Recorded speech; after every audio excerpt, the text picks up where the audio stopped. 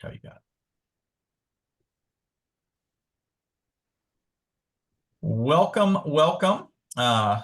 Forgive me for the slight delay here. I was jumping off another Zoom call to jump into this one. So I'm Brian Klontz, president of Charitable Solutions. We're going to jump right into it to give our speakers, Ryan Raffin, my partner, and Russell Willis. Russ Willis, our internal tax expert, to be able to talk about debt, DEBT, the four-letter word of non-cash transactions. So there is almost nothing worse than when we're having a conversation with a great donor, and then all of a sudden we find out what kind of asset it is, and then they say, oh, by the way, there is debt. So that is usually not a good thing. So this will help walk through, obviously, the issues that we see from the donor's perspective, from the charity's perspective, and then some easy and not so easy potential solutions to that as well. So with that, we'll just sort of jump right in, Ryan. So if we want to go to the next slide, quick overview of all the odd things that we do here at Charitable Solutions. Existed now 21 years. And since day one, our mission has been to help make charitable gifts happen that otherwise wouldn't. Do that in 6 primary areas. I'll sort of go top right to left. Emergency assistance funds, audits, administration. So we help very large companies create individual funds through a charity I created about 12 years ago now, 13 years ago, called the Emergency Assistance Foundation. And then so we're able to do direct grants based on disaster relief or hardships for those employees. Do that globally. About 40% of our grants are global. Bottom right, professional advisor CE, other types of training, obviously like what we're doing today, but usually on site or by Zoom for board, staff, nonprofit donor speeches. To about 60 to 80 of those a year personally. Ryan's doing more and more. Russ has done a lot over time.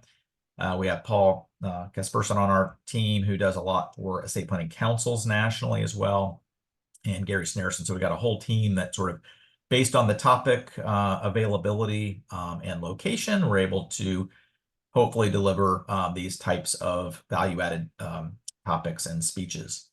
Bottom middle there, charitable appraisals. I've had 3 requests today for crypto appraisals. So with that market booming, that has cranked up a lot.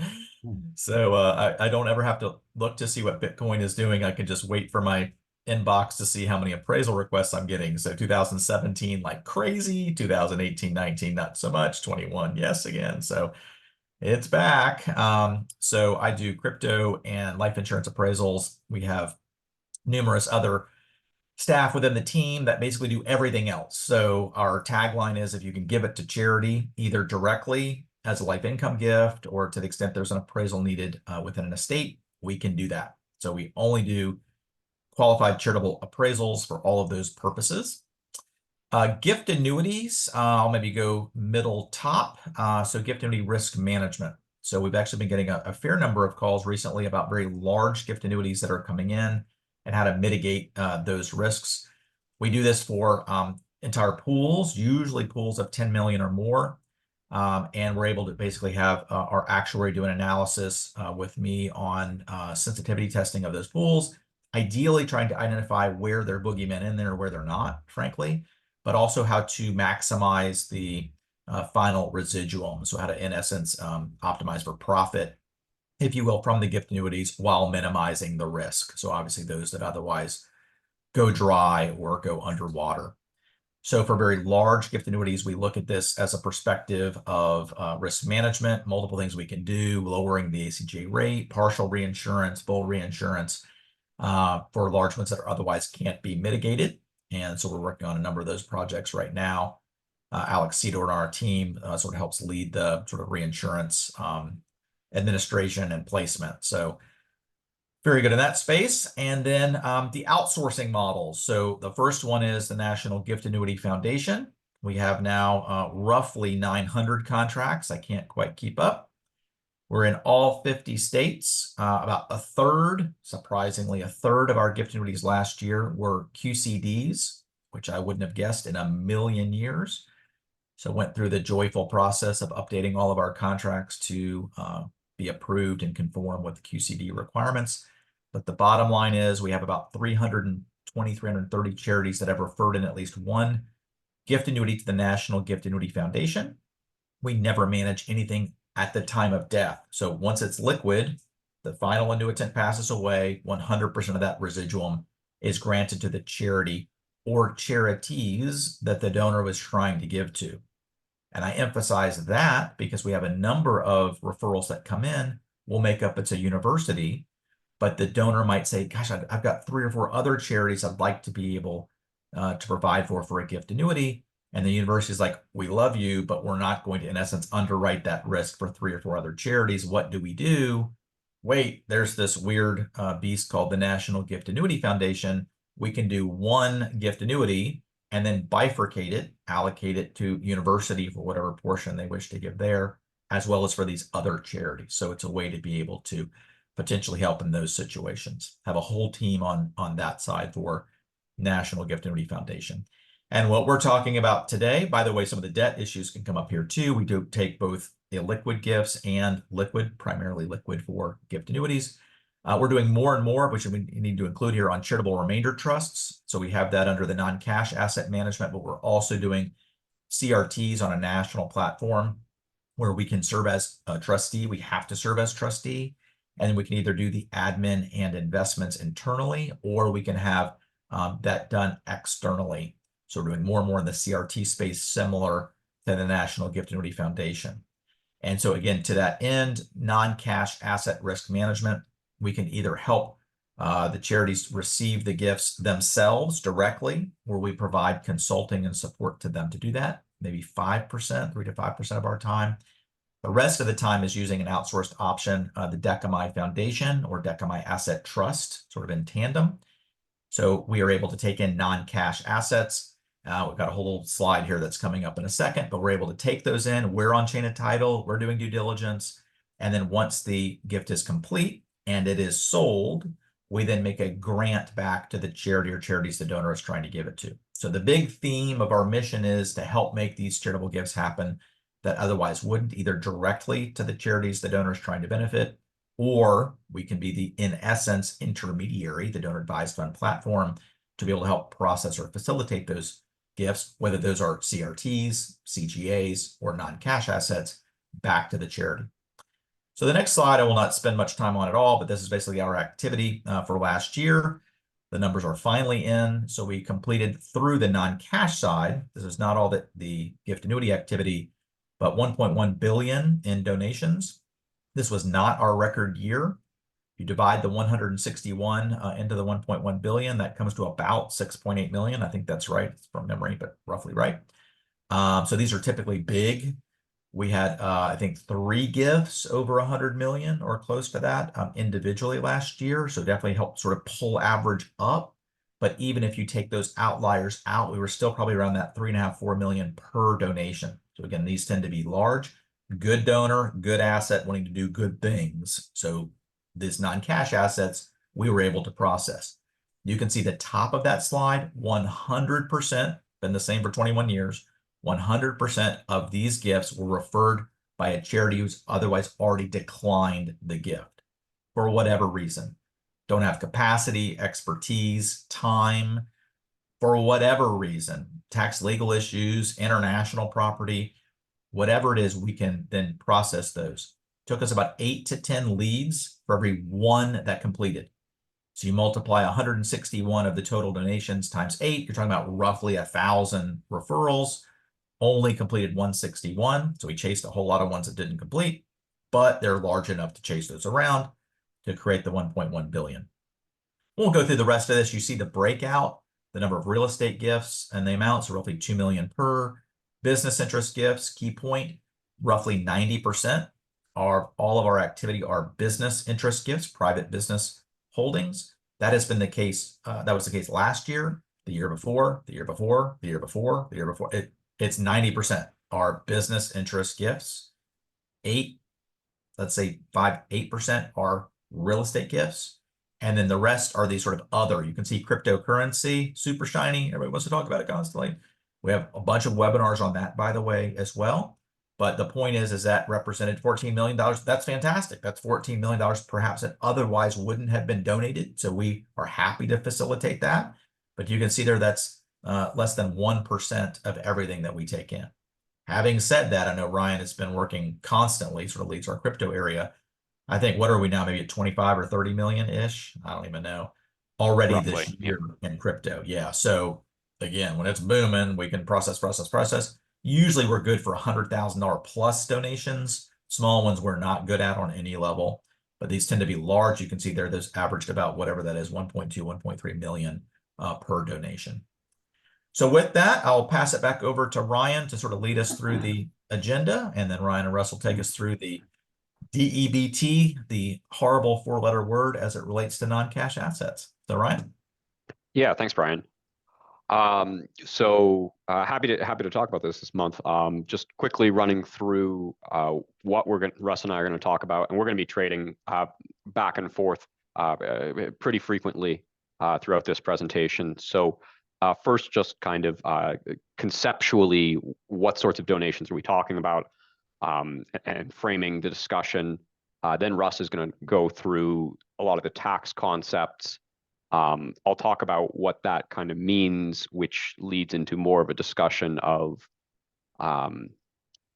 more complicated tax results, let's say, for these types of donations, and including some solutions, exceptions, guidelines that you might consider as you're examining potential gifts that have debt in the mix. I think that disclaimer at the bottom there is important every month. I think it's particularly important this month, given that this is a technical, tax-heavy discussion. Please check with advisors to verify any information. Don't sue us. Just one request, any questions that come up, we welcome the questions. Please put those in the Q&A rather than the chat. They're a little easier to track in the Q&A. And then Russ or I will try to get to them, either typing an answer out during the webinar or answering it live, or failing that, as we do every month, we'll compile all of the questions, all of the answers, and send those out a week or so after the webinar, so sometime midweek next week. With that said, what are we really talking about in terms of donations that involve debt? What types of gifts are these? Generally speaking, you're seeing gifts with real estate, partnerships, sometimes S corps, although those work a little bit differently, and we'll talk about that briefly. Those are really the asset types that involve debt. Where you're not seeing that, C corps, one of the reasons that those private stock gifts are a little simpler. Tangible property, complicated on the tax side for a lot of different reasons, not because of debt usually. Royalties and intellectual property and crypto, you just don't see debt in the mix with those as often, unless the donor has for some reason used the asset as security, which is quite rare.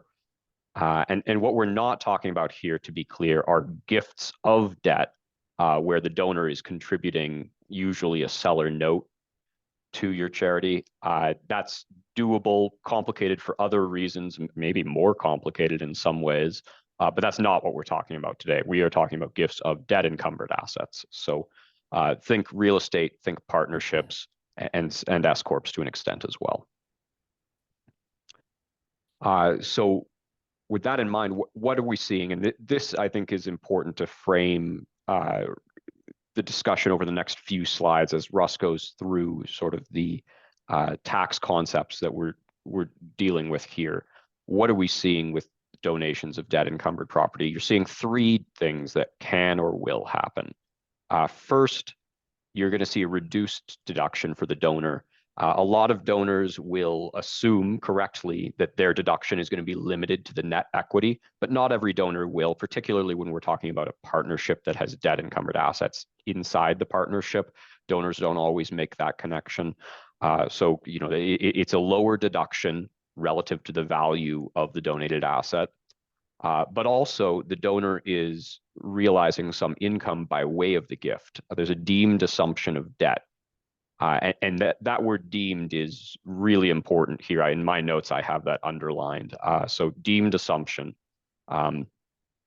what those two things together mean is that you really see the donation kind of get squeezed in terms of how worthwhile it is for the donor. The deduction is not as high, and they're realizing income, so they get less deduction, but they've got more income than they might have otherwise had. So that can make these donations trickier for reasons that we'll go into more depth on. And then finally, the third thing that happened, those two first items are on the donor's side. The third thing is on the charity's side. The charity can incur some tax, possibly when they take a debt encumbered asset or even when they sell a debt encumbered asset. We're talking about acquisition indebtedness here. And you'll sometimes hear the phrase debt financed income or unrelated debt financed income, or UDFI. It's a type of unrelated business taxable income. And that's what you're seeing on the charity side of things. So those are the three things to keep in mind as we go through these tax concepts. The reduced deduction, the income realization, both on the donor side, and then the potential for taxable income on the charity side. So with that, I'll hand it over to Russ, and Russ will take us through the next few slides here. Thank you, Ryan. Good morning, everybody. Anybody who's ever heard me talk knows that if I'm asked to talk about tax basics or tax theory on something, I tend to go back to first principles.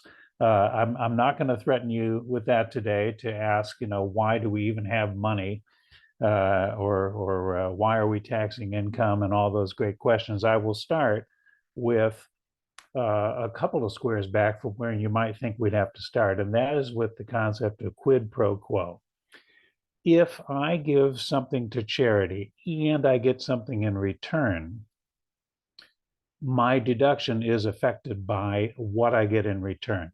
And this principle has been in the tax law forever, but it was formalized by IRS in 1967 in a revenue ruling.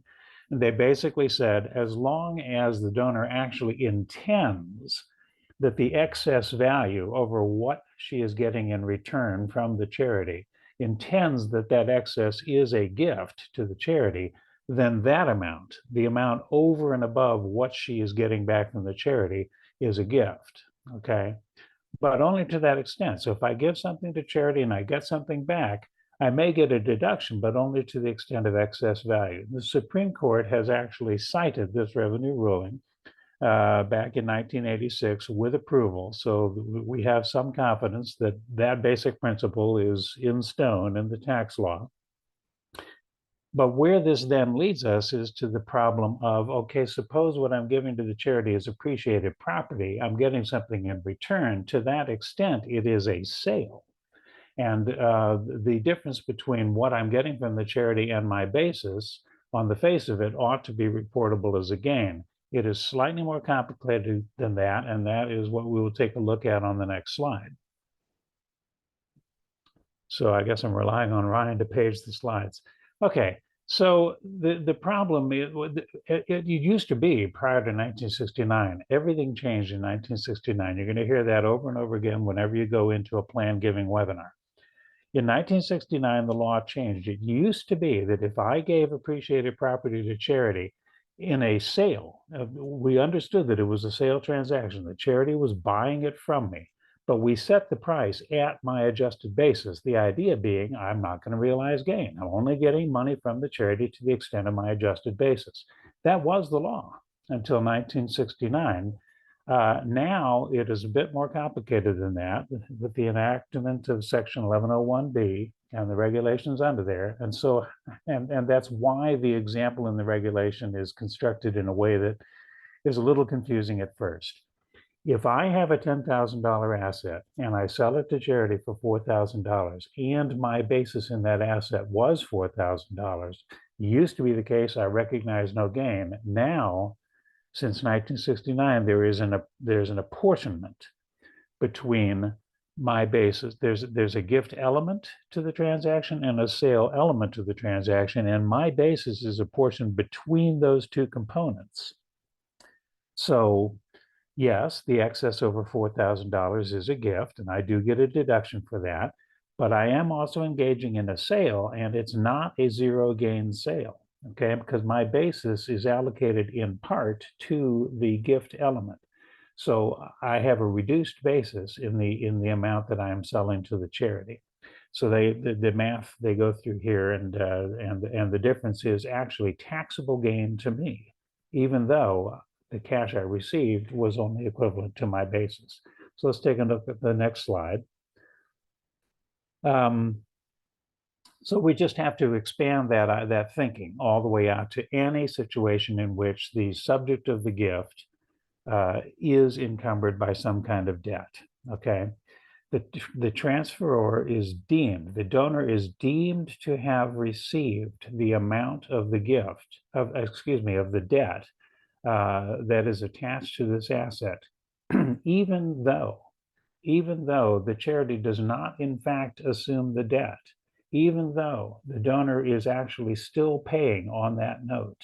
Okay, Section 1101 and the regulations under 1011 and the regulations under Section 1011 say that it is deemed. That's that word that Ryan was leaning on earlier. It is deemed that the charity has assumed the debt. So we have another computational example in Revenue Ruling 81-163, which is a little bit more clear because we're not using the same number for basis as we are for the price, the sale price. But if I have a capital asset that's worth 25,000, let's say, my adjusted basis is 15, but there is debt attached to this property of 10. There is kind of a coincidence here that those three numbers add up. That doesn't always happen. But if I just give that asset to charity, even though I'm still paying on the note, the charity is deemed to have assumed that note. So it is as though I sold this asset to the charity for $10,000, and we go through that computation where we prorate my adjusted basis between the gift and the sale elements. Okay, so let's take a look at the next slide. So this is that term that we were talking about earlier. It's called acquisition indebtedness. We were talking up until this moment about what happens on the donor's side. We have a related problem occurring on the charity's side. The charity will be exposed to unrelated business taxable income because of the presence of debt in this transaction. There are exceptions. There are exceptions under Section 514.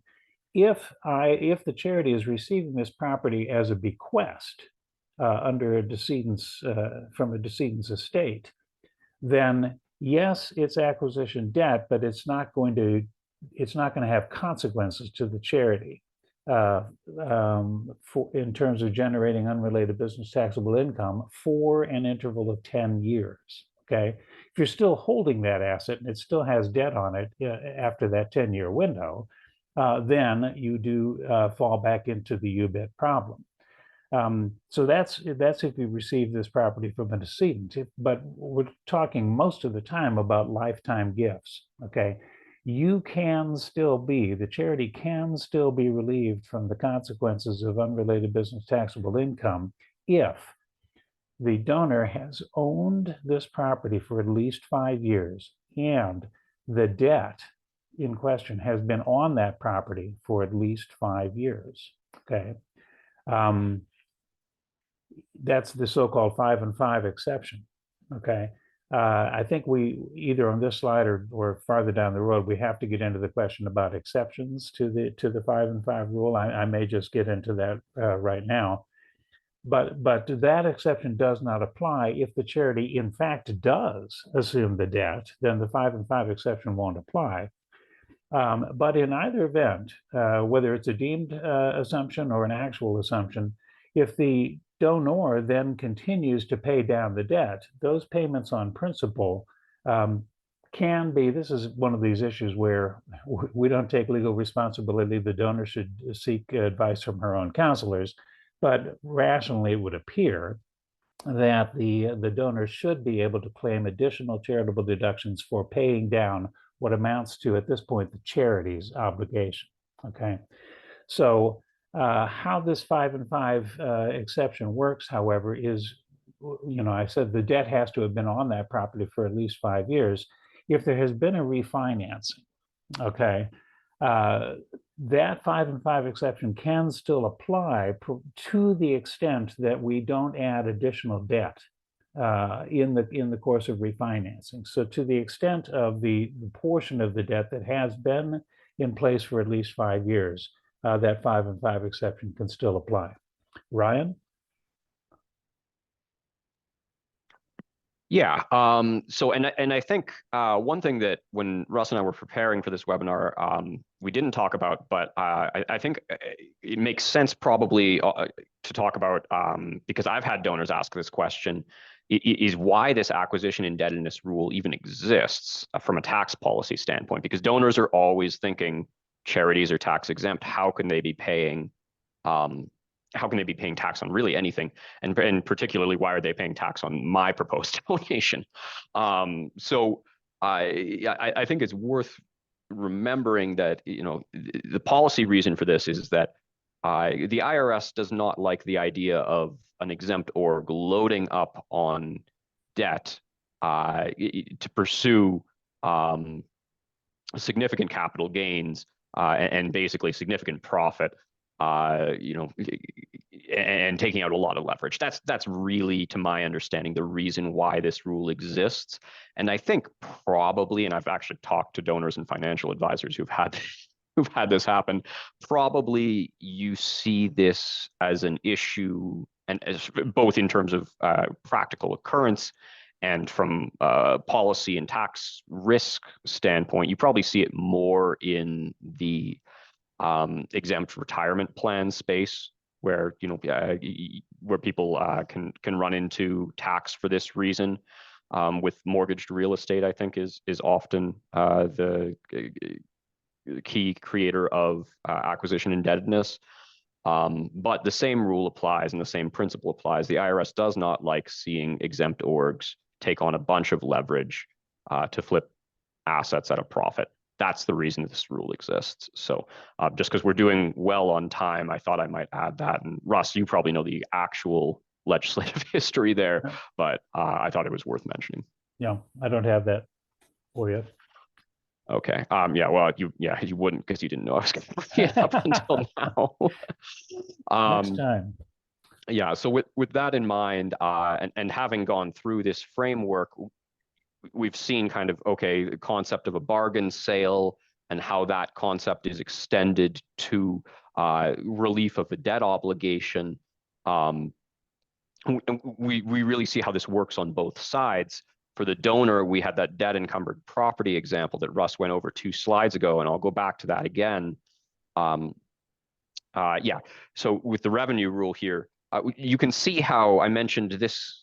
These donations maybe start to be less and less worthwhile for the donor and perhaps even for the charity, because we're talking about an asset that in theory is worth 25x here.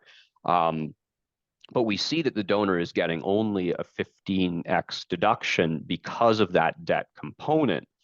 So from with what is, I think, probably a pretty moderate amount of debt here, 40%, not even actually, 40%, 40% debt, the donor is getting reduced deduction, but they're also recognizing some capital gain. If you play through those numbers, they're recognizing a 4x capital gain on the realization as well, if my math is right. So 15K in deduction, 4K in income, you've really got a net there of 11 on 25. I'm assuming these are thousands. It could be millions. Who knows? Yeah. It could be whatever. But 25K asset, 11K net. That's where it starts to be less and less worthwhile. And we're going to talk about kind of what the guidelines that we follow are in terms of where this becomes not worth the trouble for donors from our experience, but this is close to it. So I think that's really important in terms of donors understanding the tax implications. On the charity side, on the acquisition indebtedness, I wanted to talk about that in a bit more depth here. So that is the unrelated debt financed income that we were just both talking about. The charity needs to know the average acquisition indebtedness and the adjusted basis. Adjusted basis should be available, if not from the donor, then from the donor's accountant. Average acquisition indebtedness might be a little more complicated to calculate. That does require a look back over the prior 12 months at the average debt over that period of time. So that number needs to be known. And then you have yet another formula here for the charity to calculate its taxable income. And that is taxable income there is equal to total income multiplied by the proportion of that average acquisition indebtedness over basis. For me, I've often found that formula to be not very intuitive, even though it's reasonably simple. I guess like a lot of attorneys, I'm just not that good at math at the end of the day. So when I understood kind of the shorthand here, what you're really looking to understand is if the debt exceeds basis, all of the income generated by the asset is taxable. And that's a common outcome. Donors often have a very low basis in these assets, of course. It's why they want to make this donation. So you're often seeing that result where all of the income is taxable. And what's worse, that does include both ordinary income and capital gains. So you're looking at that. If we're talking about a partnership that has ongoing income generating activities, that ordinary income that you're seeing on a K1, you're seeing in distributions, that's going to be potentially taxable. Or if it's a rental property, same thing. And then when the asset is sold, whatever and whenever that might look like, the capital gain as well, also taxable. So that's where you're seeing these concepts that Russ just went through. That's how it's playing out for both the donor and for the charity. It looks like we got a couple questions here. I don't know if you want to take a look at those. So I guess this is probably one of my slides here. I'll grab this while we look at the questions. There are a couple of make one quick point. I'm sorry to interrupt. So Ryan, if you go back to that last slide, and I don't want to put you guys on the spot. This is completely from memory, which is always a scary thing. But under that 2B, it's got average acquisition indebtedness, average debt in a year. And I believe I recall the code section where that says that basically that you're looking at the average debt, in essence, the numerator denominator, as of the first day of each month for the prior 12 months. Is that correct? I just didn't know. It might be helpful for the group and me to have that refreshed or understood if you guys recall. But I thought that's what was done as to how to determine that average debt in the last year was it was done on a monthly basis. Do you recall? It's something like that. They are very specific in laying out exactly how that's calculated. I can't recall exactly what the instruction is, but it is in the code. I've seen that same section. I can't remember exactly what they're saying. I think you're probably right. Well, I just bring that up because, we talk about this average acquisition indebtedness. If you're taking in debt, as just as Ryan said, for capital gain or ordinary income, that there is a formula, and you have to obviously be able to have those inputs clearly. So when you say sort of average debt in a year, I'm 98%, if not a touch higher, confident that there's something like that. It's almost like the debt valuation date is either the last day of the month. I think it's the first day of the month, but then you're actually having to do that sort of numerator denominator, then you're going back for the year, then to be able to do the calculation relative to what that indebtedness actually is. So just the point is, look at the instructions. We're not giving you advice here, but there actually is a sort of promulgated way of doing that.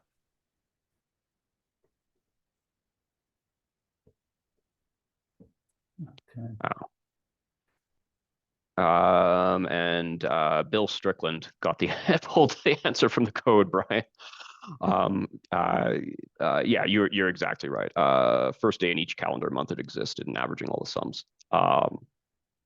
And then question regarding is the income that is 100% taxed referring to the acquisition indebtedness that's counted as income, or is the sample property an income producing property like a rental? We're I think mostly it's talking about characterizing the ongoing receipts and even just the pass-throughs. There may not be receipts, but once the asset is characterized as having been acquired through debt, then that poisons all of the income going forward. So if that's the question, so. Yeah, and then there's an example of how debt held by an LLC would affect the charity and donor when LLC interest is donated. Right. If we're talking about an yeah. LLC taxed as a partnership, we actually do have that on one of our Yeah, we might want to wait. slides. Yeah. Yeah. And then the first question looks like yeah, there's some refinancing complexity in there, which we'll talk more about. But it sounds like it was a gift from an estate, so they escaped it, which is very fortunate. So that's yeah, that's a good way. I don't think I have that in my exceptions and solutions, but that's a good way to get around this problem, is just take it out of an estate. Yeah. Yeah, you do have that 10-year window. All right. There are a couple of situations. This kind of ties into what Ryan was saying a little while ago about some ratio at which things no longer make sense. There is a history with IRS that they don't want to see debt encumbered property going into a charitable remainder trust at all. These are not formal rulings. There's a letter ruling, and we're talking about something, what, 1990 is how long ago? 30 something years. But the premise of the letter ruling was that if you're placing property into a charitable remainder trust and there is debt on that property, in effect, the trustee of the charitable remainder trust is paying a personal obligation of the trust settlor. That would make it a grantor trust. A grantor trust cannot be a qualified CRT, therefore it destroys the CRT, the tax benefit of the CRT. It's a letter ruling. It has been IRS's policy apparently all along. There are workarounds, and we'll talk about that very briefly in a moment. There was another letter ruling that this is one of those cases where I would say do not rely on letter rulings as precedent. Okay, this 1995 letter ruling here saying, well, if the asset you're placing into the charitable remainder trust is a partnership interest and there's debt inside the partnership, but it's non-recourse debt and the trust settlor is making a formal agreement with the trustee, I will be responsible if anything happens with this debt. You are relieved. I'm going to indemnify you. Then it doesn't have these unfortunate consequences. That's a letter ruling. I doubt very much that we should assume that that is still IRS's policy. So as a general proposition, you don't want to be putting encumbered property, and that includes partnership interests in which there's debt inside the partnership, into a charitable remainder trust. And there are similar issues with trying to do this with a retained life estate gift. You know, there's plenty of traffic in the world where charities are receiving remainder interests in their donors' personal residences. But if there is a mortgage on that residence, you have to ask, to what extent is that a bargain sale? And do you know, how do we prorate the debt? It makes sense on the face of it that it would be a bargain sale only to the extent of the portion of the debt that should be attributable to the remainder interest in the charity. But IRS, in a letter ruling in 1993, took the position, no, it's a bargain sale as to the entire amount of the debt. Okay, again, it's a letter ruling. Here's a case where it's actually adverse to the taxpayer. But I think a credible argument can be made that the debt ought to be prorated between the life and remainder interests. And actually, if the term of the mortgage is only 10 years and my life expectancy is 20 years, why should we be concerned about it at all? But I cite the letter ruling because it is an issue and it's something we need to be concerned about. In either of these two cases, the obvious workaround is to clear the debt before you move the property into the CRT or into the retained life estate situation. And in some cases, that's a question of let's take the example of the charitable remainder trust. If the recipient charity is actually comfortable with the idea of holding the property that is subject to this debt, the charity itself could put forward from its own resources an amount of money that would be sufficient to clear the debt and acquire outright a fractional interest in the property that is equivalent to the relationship of the debt to the total value of the property. And then the transferor, the donor, puts only the remaining fraction of the real estate, no longer encumbered by debt, into the CRT. This would be a situation where A, the charity is comfortable putting forward money on something that they're not going to have a complete title to for years, and two, the charity is almost certainly going to want to be the trustee so that the charity has the legal title to both parts of the property. But that pretty much, there all kinds of workarounds have been proposed on debt encumbered property into a CRT. That's the only one I think that comfortably works. So deal killers, comma, maybe. Next slide. Before we do, I just want to Yeah. mention on the RLE, just because you and I ran into a donor proposing to do this a year ago, it is a very complicated gift, and I think for the charity, you want to be very cautious about proceeding with a proposal like this, taking mortgaged property as an RLE. I think the possibility of being on the hook for the debt is pretty serious, and keep in mind the debt could change because the donor could refinance, right? They could take more money out, and that debt could get bigger actually, and not smaller. You know, Russ mentioned the situation of 10 years left on the note. A donor with a 20-year lifespan could go the other way if they take out a new mortgage. You could be looking at 30 years left and a 20 or 10-year lifespan. There's nothing really that could stop that other than a lender who would say, "Hey, what's this remainder interest about?" Hopefully, the lender would catch that. But Right. You know, encumbered property into an RLE, think very carefully from a practical standpoint, even if the tax stuff pencils out, if you want to consider doing a gift like that. Yeah. So sorry, Russ, I jumped in, but Oh no, that's again, you know, we dealt with that exact situation a year ago. Right. So the question came up earlier, well, what about a partnership interest where there's not a direct obligation on the part of the transferor, the donor, but the partnership itself is carrying some assets with debt, okay? This gets into the whole question of partnership basis, okay? A pro rata portion of the partnership debt is a component of each partner's basis, the outside basis in her interest in the partnership. And that's true whether the debt is recourse or non-recourse.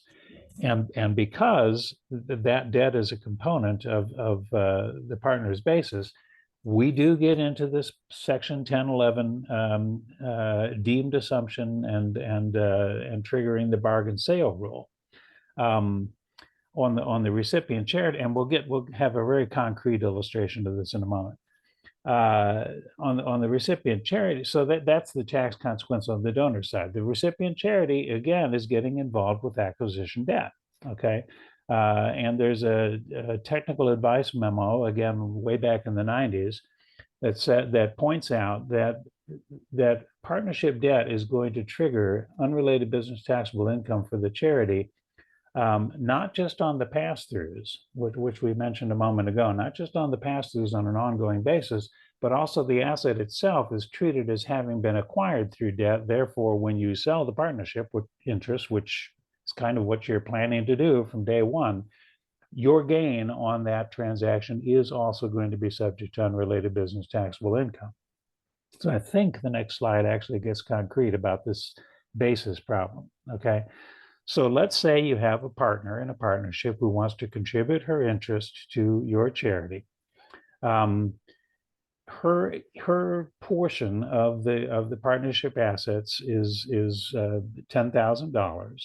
Okay. And her portion, her pro rata portion of partnership debt is $8,000. It happens that her outside basis is $4,000. That's not directly related to those 10 and 8 numbers, although, as I mentioned a moment ago, her portion of partnership debt is actually a component of her basis. Okay. So her deduction for contributing that partnership interest to your charity is going to be limited to $2,000. Why? Because her share of partnership assets is 10, her share of partnership debt is 8, 10 minus 8 is 2, okay? And it's going to be treated as a bargain sale.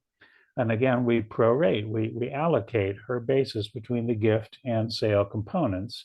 It's a rather heavy debt load, and I'm sure Ryan will say, well, this one is too heavy and we wouldn't even look at it, or you shouldn't look at it, or the donor probably doesn't want to look at it when she sees these numbers.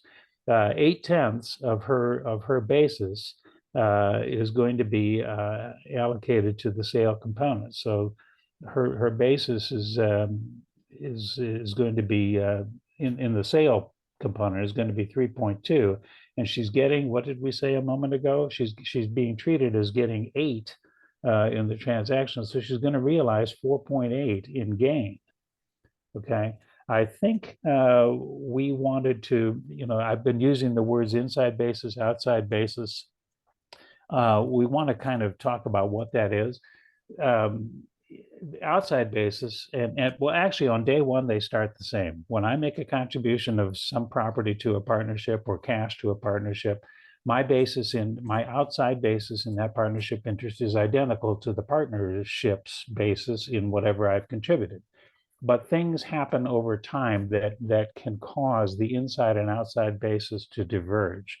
And those things that can happen are that somebody else might acquire an interest in the partnership through a purchase, sale or exchange, some taxable transaction, not just a capital contribution. Okay. In other words, a third party cross purchase. A partner may die, and then that partner's estate, the decedent, and their successors have an adjusted basis under Section 1014. Or the partnership itself might distribute property rather than cash to the partners, and that property might have, well, it will probably have basis. It may have a basis that's different from the partner's basis in her partnership interest. Any of those things can cause the inside basis and outside basis to diverge. Again, outside is my basis as a partner in my partnership interest. Inside basis is the partnership's basis in its assets. If there's a Section 754 election in place, those two things will automatically adjust to stay equivalent. But otherwise, you can have a divergence, and you need to make such an election in order to bring them together. It doesn't really matter, except it creates a timing issue for the individual partner. Because once the partnership is depreciating, for example, assets or selling assets on a different basis than I have my outside basis, then I'm not going to get the full advantage of the depreciation deductions or the adjusted basis on the inside of the partnership unless and until I sell my partnership interest. Then all the deferred adjustments come home to roost. So that's why some people get sensitive about wanting to bring the inside and outside bases together. Have I said enough to confuse the issue here? Okay. So I think I've got 2 more slides here, and there were a couple questions that came in, one of which Brian answered, but they were related. The 2 questions, basically whether on Russ's deal killer slide, the CRT scenario, the retained life estate scenario, whether charities or advisors or donors could come to us. Certainly, yeah, we're happy to do what we can. And the question regarding whether Charitable Solutions would consider paying off or paying down the debt. Yeah, we've like Brian goes into more detail, but generally, yes, that's something in the right situation we'll consider, subject to certain constraints. But yeah, so that kind of thing we're happy to take a look at. And all of these things generally, my fourth solution here refers to one of our most common mitigations, maybe not an out-and-out solution, but that's a use of trust. And I was going to get to that last, but since the question came in on how we can help, we have a supporting Oregon trust form. And the reason for that is because it does mitigate the UBIT, so doesn't remove it entirely, but does go to a lower effective rate. So rather than 20% on capital gain, effective rate of 8%, ordinary income rather than 37% or 21%, we're looking at more like 15%. So that's one way that you can mitigate this. So if your organization has a trust that can accept debt encumbered assets, that's a great way to reduce the tax burden on the charity. Doesn't help the donor as much for the bargain sale, but helps the charity. Or you can come to us because we have a supporting or Decami asset trust that exists for exactly this kind of situation. Others, the old and cold exception, not so much a solution. That's the 5 and 5 rule that Russ talked about. Again, that's something that's helping out more on the UBIT side of things, not the donor's tax side. One thing I'd flag there, if you're talking to a donor about debt encumbered property, ask about the age of the debt sooner rather than later. It's easy to kind of get into the weeds on all of this, only for them to say, I've had that mortgage for 20 years and have never touched it. Well, then that really simplifies things, at least for the recipient charity. So you want to ask about that early. And if you're going to ask about that, you should ask about refinancings as well. As Russ mentioned, the refinancing can undo in whole or part that exception. When Brian in his email blast talked about the exception to the exception to the exception, I think the refinancing is about as deep as you can go in the layers of exceptions there. And the refinancing, to the extent that there is new debt, that removes the benefit of the 5 and 5 rule. So that's really important to ask about early on. That can really save you as the charity from having to pay any tax and having to deal with the tax headache in general. The simplest solution, Russ mentioned this, it's worth emphasizing, the donor can pay off the debt or just move the debt off the encumbered property. There may be reasons why that doesn't work, or it doesn't work well from a tax efficiency standpoint, but if you're looking for simplicity, that is really worthwhile. Another thing you want to ask the donor about, if they say there's a mortgage on this $1 million vacation home, and you say, how much is it? And they say $25,000, you're going to want to ask them to pay off the debt. It's probably not worth getting into the entire conversation for a small amount of debt. For larger amounts of debt, not as realistic, but it's worth asking with a small amount of debt. A blocker corporation, I went back and forth about even including this one, and Russ had some feedback there that convinced me I should keep it in. You do see this sometimes. A blocker is not a cure to every ill, unfortunately. I wish that they were. You'll see a C Corp or an LLC with a check the box election that has debt encumbered entities in its ownership. Sometimes that can solve things, but the problem is the C Corp, of course, is taxable. It's paying tax on its own. It's not a pass-through. You're not getting a K-1 from the C Corp. You're getting a 1099, and that's because the C Corp is paying its own taxes. So in the case where you've got perhaps an LLC that has some debt encumbered assets and some not, you'd want to think carefully about whether a blocker is appropriate, because a blocker would subject all of the LLC's activity to tax, even though the LLC may only have a small amount of debt within its assets. So that's what I'd say about a blocker.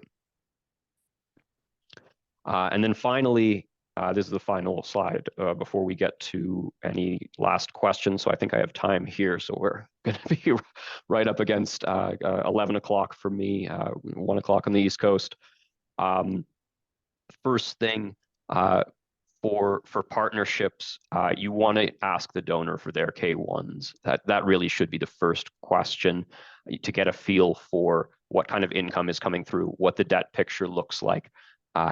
And even if you get those K1s, that of course is only giving you the debt information as of the last day of that tax year. So for example, as of right now, a donor may not have a 2023 K1. They may only have 2022. So even if you're getting those K1s, you probably want to get a look at partnership assets that are more current, if at all possible, because that's going to be really informative. Regardless of asset type, whether it's real estate or a partnership, the timing of the sale is really important. You probably do not want to be holding this asset for any longer than you need to.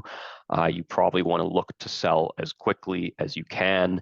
If it's a partnership, you may not have as much control over that sale. That's something you'll want to take into account as you're evaluating the potential gift. With real estate, hopefully, you as the charity will have enough control, maybe 100% control, and can work with a realtor or an agent to get the property sold as quickly as you can, while still realizing a good price. But generally, you just don't want to be carrying that debt for longer than you need to. And that assumes that your charity is willing to entertain UBIT at all. Most don't want to do it. You have to be able to do things like track basis, as we've discussed. And again, that's somewhere where maybe we can help. We have Decamai Asset Trust, our trust form supporting org. We're filing, unfortunately, as Russ and Brian know all too well, we're filing a 990T because of our UBIT every single year.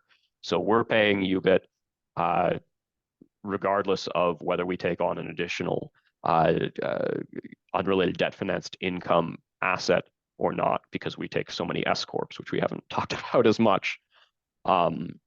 Next point, and we've alluded to this, heavily leveraged assets generally don't work for these types of gifts. The deduction is reduced by the bargain sale. There's income realized on the transfer. Russ's last example there with the partnerships was a great addition. That came in late, and I think it was really worthwhile. You're seeing, in that case, I think it was like 80% debt. That's not going to be worth it. And really, it's about 30 to 40% loan to value conceptually. That's where it kind of starts to be borderline for donors. When you get really high, above 50%, certainly above 75, 80%, that's where the income realization is just not going to be worthwhile for the average donor. And it's probably not worth it for you as the charity, because net of the debt, the value of the gift is reduced considerably. And you're taking on all of this tax complexity as well. So normally we say 30, 40% is roughly the point where it becomes more trouble than it's worth for everyone. Next point, this is an important one for mortgaged real estate in particular, and I don't have a solid answer here. Should the lender be notified about the transfer? Because the loan is going to have call provisions that allow the lender to call the loan in the event of a transfer of ownership.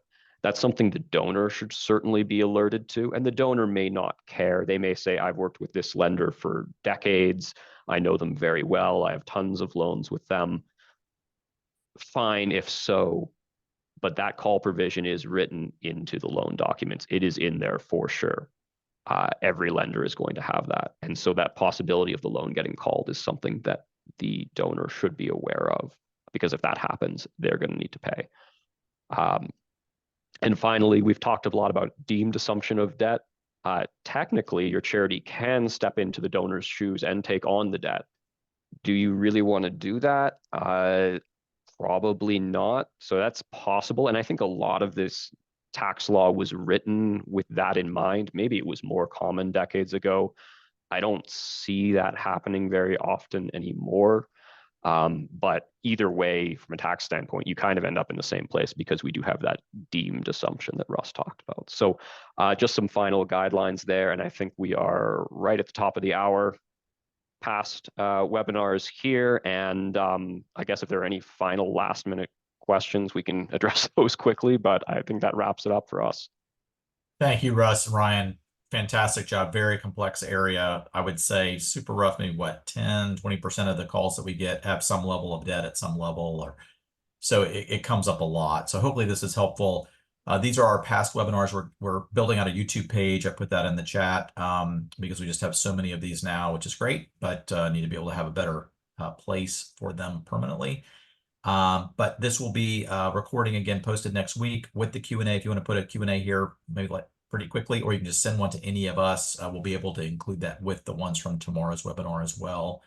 So just want to thank everybody for attending. Hope it was helpful. Hope it helps you capture more gifts than otherwise you thought, or working with clients. Got a lot of advisors on the call today too. But thank you guys so much. And Russ, Ryan, again, fantastic job. Great. Thank Thanks, you. guys. Brian, thanks all.